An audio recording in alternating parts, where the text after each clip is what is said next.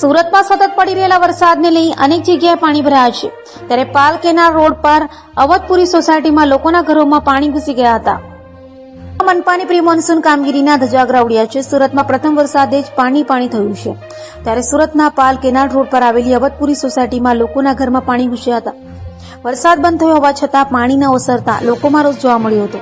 તો સુરત મહાનગરપાલિકાની કામગીરી ફક્ત કાગળ પર જોવા મળી હોવાની વાત સાથે સ્થાનિકોએ રોષ વ્યક્ત કર્યો હતો. જ્યારે સ્થાનિકોએ કહ્યું હતું કે નેતાઓ ફોન ઉપાડતા નથી, પાણીને લઈ ઘર વકરીનું અનાજ સામાન બગડી ગયું છે. 2 દિવસથી અવધપુરી સોસાયટીમાં પાણી ભરાયા છે અને પીવાના પાણીની હાલાકી ભોગવી રહ્યા છે. ત્યારે હોળીના સહારે સોસાયટીના લોકો આવન જાવન કરી રહ્યા છે.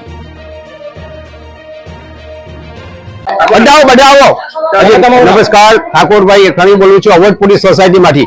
કઈ પ્રકારની સમસ્યા છે વરસાદી પાણી? અમારી આ વરસાદથી કન્ટિન્યુઅસ ચાલે છે વરસાદ, અને અમારી સોસાયટી નીચાણમાં આવી છે. એમાં દર વર્ષે તો નહીં, પણ આ વર્ષે તો ભયંકર પાણી આવ્યું છે અમારે ત્યાં. અને તમે જોઈ શકો છો આ પાણી અમે કેવી પરિસ્થિતિમાં છે. આ કેટલા દિવસથી અમે 2 દિવસથી ટોટલી પાવર નથી, પાણી નથી, બધું જ નથી અમારી પાસે.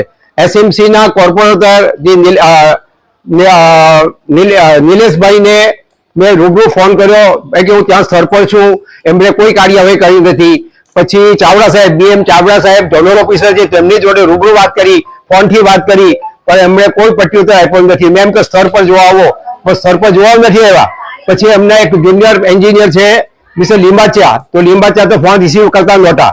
હવે ચાવડા સાહેબ કે હું અહીંયા આવું છું, લાઇટ પાવર નથી, તો હું જનરેટર લાવું છું અને મશીનથી પાણી કાઢાવું છું.